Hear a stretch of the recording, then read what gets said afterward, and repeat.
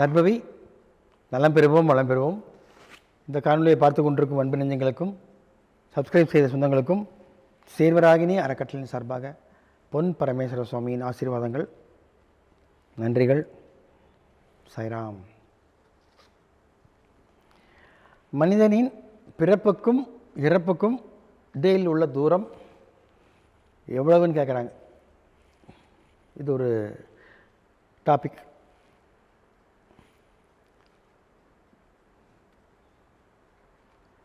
மனிதன் நினைப்பதுண்டு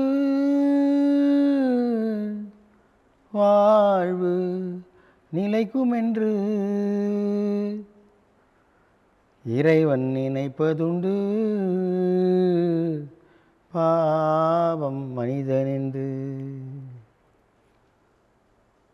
எப்படிங்க? இறைவன் நினைக்கிறான் நம் பாவம் மனுஷன் புழைச்சி போட்டோம். பிறக்கும்போதும் அழுகின்றான், இறக்கும்போதும் அழுகின்றான். இடைப்பட்ட காலம் எவ்வளவு? மூச்சு விடும் தூரம்தான். மூச்சை விட்டுடும். இன்டேக், இன்ஹீல் அண்ட் எக்ஸீல், அந்த ஒரு கேப் தான் அந்த நேரம். இது பிறப்புக்கும் இறப்புக்கும் இடையில் உள்ள தூரம், அந்த நேரம் அவ்வளோதான். இப்படி செகண்டு, 3 செகண்டு தான். அதுக்குள்ளே எல்லாமே முடிஞ்சு போச்சு. அதிகபட்சம் 10 செகண்டு தான். அதுக்குள்ளே எல்லாமே முடிஞ்சு போச்சு. வருவதுக்கும் 3 செகண்டு தான், போவதற்கும் 3 செகண்டு தான். 3 3 6, 6ஐயும் ஒன்றா கூட்டும்போது என்ன ஆகும்? 6 முகமாக தெரியும். 6 முகம் என்பது என்னென்னு உங்களுக்கு தெரியும்னு நினைக்கிறேன். 6 முக பெருமாள் என்று சொல்லக்கூடிய நம்ம முருகனை செல்லமாக கூப்பிட்றோம். ஸோ இந்த 6ங்கிறது என்னென்னா 6 விதமான சக்திகள். ஸோ அந்த சக்தியின் அம்சம் எங்கே இருக்குன்னா நமக்குள்ளே தான் இருக்குது. நம்ம தான் அது. பிறக்கும்போது எப்படி பிறக்கிறோம்? வாய் பேசாமல், கண்ணை மூடிக்கொண்டு, காது கேட்காம, தாயின் கர்ப்பத்தில் இருக்கக்கூடிய தண்ணியில் மிதந்துக்கிட்டு இருக்கும். தாயின் வயிற்றை விட்டு வெளியே வந்த உடனே என்ன செய்யுது? நம்முடைய சுவாசம் ஆரம்பிக்கிறது. மூச்சு குழாய், மூக்கின் வழியாக சுவாசம் செய்ய ஆரம்பிக்கிறோம். அப்பொழுது உடம்பில் இருக்கக்கூடிய தசவாயுக்களும் இயங்குகின்றன. தாயின் வயிற்றில் இருக்கக்கூடிய 10 மாதமும் 9 மாதமும் பார்த்திங்கன்னா உள்ளே இருக்கக்கூடிய எல்லா சிஸ்டமும் என்ன ஆகுது? ஃபங்க்ஷன் ஆகாது. எல்லா சிஸ்டமும் அப்போ தான் ப்ரொடக்ஷன் ஆகுங்க. வயிறு, கணையம், கிட்னி, ஹார்ட்டு, லங்ஸு எல்லாமே உடம்புல இருக்கக்கூடிய இரத்த அணுக்கள்லேருந்து எல்லாமே தாயின் வயிற்றுக்குள்ளே தான் உருவாகுது. ஸோ அப்போது அது வெளியே வந்தோடனே தான் ஒன்று ஒன்றா வேலை செய்ய ஆரம்பிக்கும். அதில் முதல்ல வேலை செய்கிறது பஞ்சேந்திரியங்களில் முதல்ல வேலை செய்கிறது மூச்சு காற்று தான். அப்போ தான் என்ன ஆகும்? அந்த உயிர் உள்ளே ஊசலாடாமல், உள்ளே வயிற்றுக்குள்ளே ஊசலாடிட்டு கொண்டு இருக்கிற உயிர் காற்று உள்ளே வெளியே வந்தவுடனே நம்ம ஆக்சிஜனை சுவாசம் பண்ணும் பொழுது அது ஊசலாடாமல் செடியாகி விடுகிறது. அப்போது மூச்சு விட நேரம் அதிகரிக்க ஆரம்பிக்குது.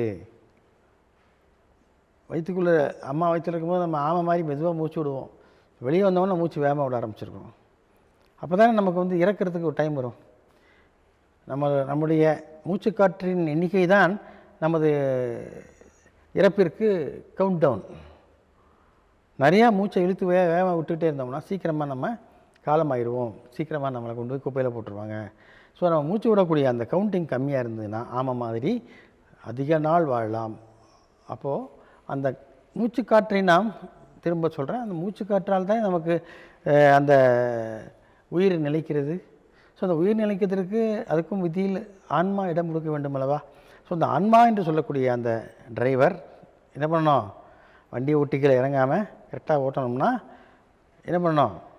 காரில் இருக்கக்கூடிய பேட்ரி, பெட்ரோல் இதெல்லாம் சரியாக வச்சுக்கிற மாதிரி உடம்பில் இருக்கக்கூடிய எல்லா தாதுக்களும் எல்லா அணுக்களும் ஒன்றாக செயல்படுவதற்காக ஆன்மா மனோபக்குவத்தோடு மனசு என்று சொல்லக்கூடிய அந்த உயிர் நிலையை நன்றாக கவனித்து சரியாக தன் உடலை பராமரித்தால் மட்டும்தான் என்னாகும்? அந்த உடலில் உயிர் ரொம்ப வருஷம் இருக்கும். இப்போ ஆன்மாவும் அந்த உடலுக்குள்ளே போய் தன்னுடைய இச்சைகளை நிறைவேற்றிக் கொள்ள முடியும். ஸோ அப்போ மூச்சு விடக்கூடிய காலங்கள் நமக்கு நல்ல காலங்களே, மூச்சை நிறுத்தும் காலங்கள் நமக்கு கெட்ட காலங்களே. அப்படி முடிச்சிடலாமா? இல்லை. அப்போ மூச்சு நிறுத்தினா கெட்ட காலமா? கண்டிப்பாக இல்லைங்க. ஆனால் இந்த உலகம் அப்படி சொல்லும், மூச்சை நிறுத்தியாச்சா செத்து போயிட்டான்னுருவாங்க. இறப்பு அல்ல, மூச்சை நிறுத்தி நாம் பயணிக்கும் பொழுது நமது 7ஆம் அறிவு வேலை செய்ய ஆரம்பிக்கும்.